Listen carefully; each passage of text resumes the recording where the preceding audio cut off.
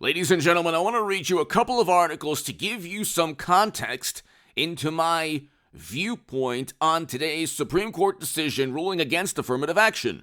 PBS, Trump administration backs Asian Americans in Harvard case. The Justice Department on Thursday, this is August 30th, 2018, when President Trump and his Justice Department were in the government. The Justice Department on Thursday sided with Asian American students suing Harvard University over the Ivy League school's consideration in its admission policy, the latest step in Trump's administration effort to encourage neutral admission practices. Okay, Trump was against affirmative action, especially because it harmed and hurt Asian American students. Los Angeles Times. Trump administration backs Asian Americans suing Harvard over its affirmative action policies, admission policy. This is a systemic bigotry and prejudice against Asian American students who were discriminated against by Harvard University. Okay? And other universities, all the Ivy Leagues discriminate against Asian American students.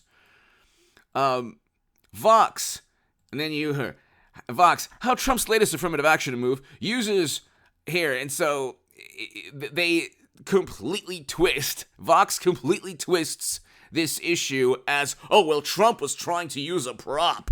No, Trump was defending students who want to get into universities based on merit, Vox, based on the fact that they have the highest scores and the highest grades, and they worked the hardest, Vox.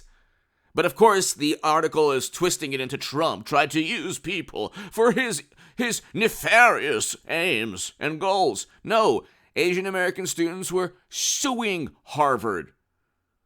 Okay, so New York Post, Trump Department of Justice sides against Harvard in Asian American admissions feud. Okay, so that's a part of the discussion that the wonderful, highly educated, morally superior liberal Democrats don't see. The affirmative action in universities started in the late 70s, okay? And Supreme Court ban on affirmative action, so Los Angeles Times begins campus angst. Supreme Court overturns affirmative action on college admissions. This is the work, if you're a conservative, of Trump, who backed Asian American students against the Ivy League schools.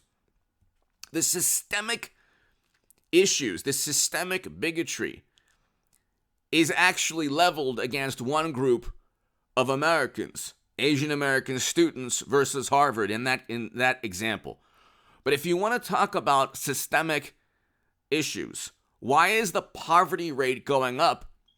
People are more upset over this Supreme Court decision than even the poverty rate going up. The poverty rate has gone up substantially since 2019 when we hit a record low poverty rate. If you're a wonderful, morally superior, left-leaning pundit and you don't acknowledge that Biden's America has greater poverty, homelessness, crime rate, inflation, and just the overall poverty rate, in addition to poverty rate for specific demographic groups, if you don't realize, and people of color, their poverty rate has gone up under Biden. It was at a record low with Trump, and every demographic group had record highs in household median income. If you don't acknowledge the economic success story that Trump's administration was, well, then you're basically part of a Democratic Party public relations campaign. You don't really care about morality and helping people and helping diversify the country in terms of, high-level CEOs. And you really just are working for the Democratic Party as an operative. Poverty is directly correlated to all forms of violence and a whole bunch of other societal ills. Poverty is directly correlated. the poverty rate has gone up. The issue is, why did the poverty rate go up with Biden, and why was it at a record low with Trump? The affirmative action in 2023, maybe in the late 70s, and hit subscribe to this channel right now, because I'll try to give everybody a pretty rational view of what took place today, with the Supreme Court siding with Trump's view on affirmative action. It's the correct viewpoint. In the late 70s, you could make a case that affirmative action in colleges was needed. In 2023, with Biden's America experiencing greater poverty and the media and Democrats completely ignoring that, which is the greatest issue Americans face, people mired in poverty face. The whole point of being a leftist or a Democrat or a liberal or on the far left is that you care about poor people. Well, you have more of them now. The poverty rate hit around 10% with Trump in 2019. It's now up to 14%, depending on 12 to 14%, depending on depending on the different evaluations of poverty. But the census says around 11.7. Okay, but it's a lot higher than 11.7. Even the left-leaning publications say the poverty rate is far greater than around 12%. Okay. And the issue is the Democratic pundits say, oh, well, these checks helped, childhood poverty. Well, they were given checks. The whole point is you want the economy to be uplifted through policies, not through giving money that then causes inflation to go up. You can't just give stimulus checks without inflation eventually going up, which is what took place.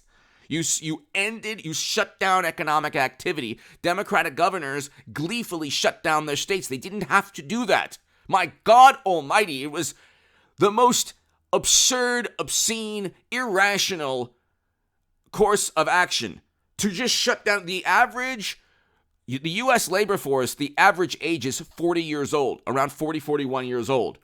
The average age of people who perished from you-know-what was 65 and older. You shut down all of society for a terrible, terrible issue that affected primarily people 65, 80%, 65 and older. So anyway, that's a whole other story. But the Democratic policies that Democratic Party pushes for, you see what's taking place in Democratic-run cities. I'm all for prison reform, but violent criminals should not be allowed to just be set free without bail. There's a difference between nonviolent and violent. That also hurts communities of color and all different communities. But again, you're talking about like AI robots on the left. They've been like, there's no nuance. There's no like critical thinking skills. But getting back to affirmative action, in this day and age, you should not prevent any person, a young person of any background, if the person is qualified, if the young man or young woman is qualified to be at Harvard, you don't say, oh, well, we have too many of this ethnicity. That's what Harvard and Princeton and Yale and all of these Ivy League schools do, and it's wrong, and it's criminal, it's evil, it's wrong, it's insidious, and it doesn't help, because guess what? The new rage now on the left is systemic issues. Well, you've had affirmative action since the late 70s. You had the stimulus checks after you shut down the economy. You had pretty much most of what you've wanted the past 20 plus, 30 plus, 40 plus years in terms of societal policies. And still there are problems. Maybe you should do something different. The definition of insanity is to continue to do the same thing over again. Poverty rates are going up. You should focus, like Trump did, on reducing poverty rates, okay? You want to talk about bigotry and prejudice? The greatest form of bigotry is the wonderful, morally superior, highly educated liberal Democrat ignoring poverty and focusing on Trump's tweets. But today was, I think, a decision that was warranted. Maybe you needed affirmative action in the late 70s and early 80s, but now you don't. Now that isn't the case. And Again, like I said, you have Asian Americans discriminated against, and I think that is an evil policy in this country, and that is a systemic bigotry that should be addressed, and I think today addressed it. Give me your thoughts below. Hit subscribe!